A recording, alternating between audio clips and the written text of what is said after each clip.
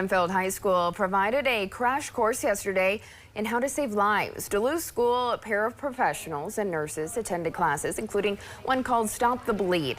The Aspirus St. Luke's trauma program equips professionals with life-saving trauma skills. It was developed by the American College of Surgeons and Department of Defense in the wake of the Sandy Hook tragedy. Attendees learned how to use effective techniques like applying direct pressure, wound packing, and the use of turquets. We want them to feel confident being an immediate responder before EMS shows up, because life-threatening bleeding can become fatal in 3 to 5 minutes, right? So ultimately, we want people to know that anything they do is going to help. She hopes that they can bring this education into all schools to make sure the community is ready and prepared.